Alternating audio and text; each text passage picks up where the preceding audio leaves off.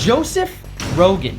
You ever heard of him? If you don't live under your nearest rock, then you've probably heard the name Joe Rogan floating around in the news recently. He made you laugh with his stand-up comedy, made you cower with Fear Factor, and maybe even had you thinking an alien lived under your bed. On his renowned podcast, The Joe Rogan Experience. He may be the center of some controversy now, but what's not controversial is his taste in cars. When you sign a $100 million deal with a streaming service like Spotify, you have the funds to buy some serious wheels. Here's a little peek into Joe Rogan's incredible car collection. And the last car on the list very well may surprise you.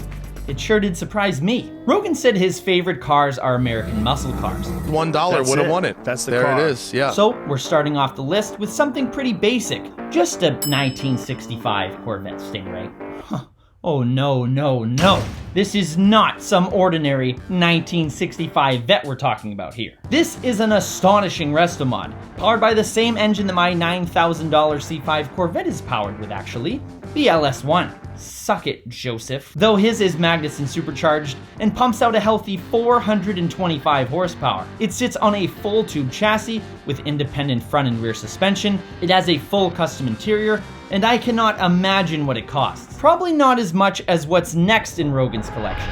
Joe Rogan has been a lifelong Porsche fan, owning several over the years. So he bought a 2008 997 GT3 RS, but that wasn't good enough. So he sent it straight to Sharkworks from the dealer to get it customized, where they installed a 500 horsepower Sharkworks 3.9 liter engine, a front lift system, wheels, and a plethora of other modifications.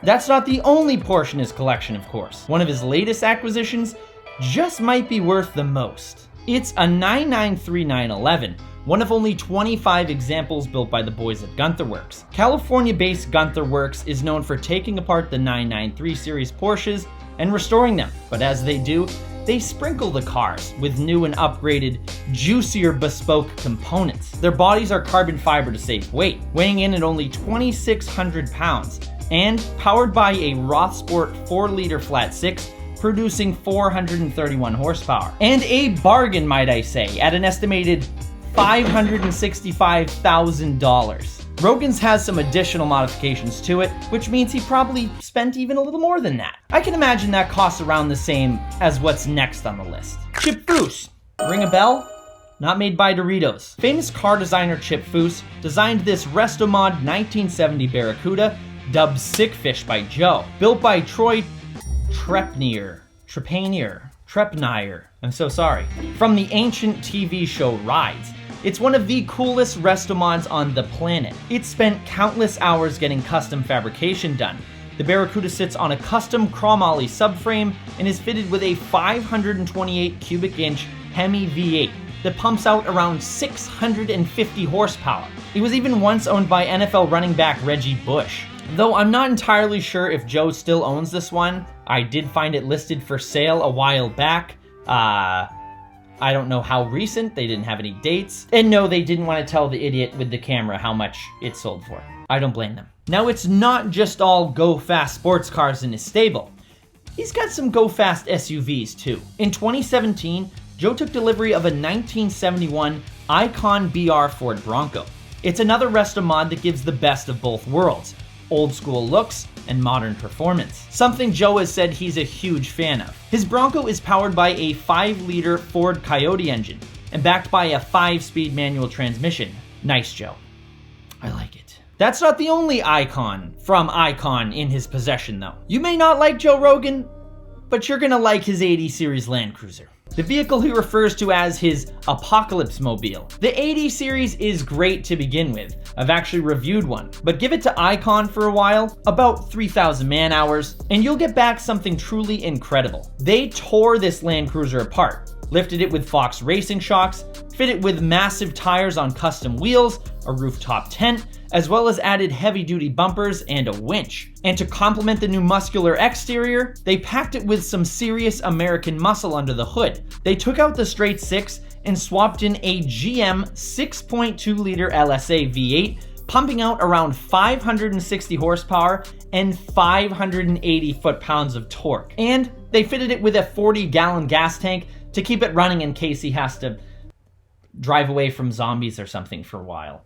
Speaking of gas, Joe likes it and has been highly critical of electric cars, regularly making fun of his friends that drive Teslas. But when a little man known as Elon Musk came on Joseph's little podcast, he convinced him to give a Tesla a try and told him it would blow his mind. A few months later, Joe bought a 2018 Tesla Model S P100D and was converted to a Tesla fanboy as quickly as the car accelerates to 60, which is a blistering 2.5 seconds. He's also got a Tesla Cybertruck on order, but we'll see when that actually comes in. So while he waits for that truck to come in, he'll use this other truck.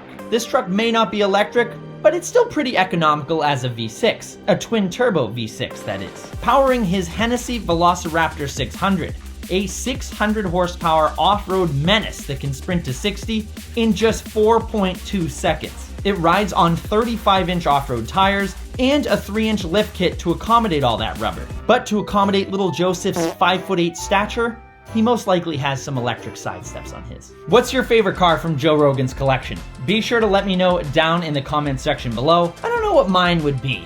Probably the Gunther Works 911, so I could sell it and buy a gated manual Murcielago. I think that's what I'd do. I will see you guys in the next video. Happy motoring.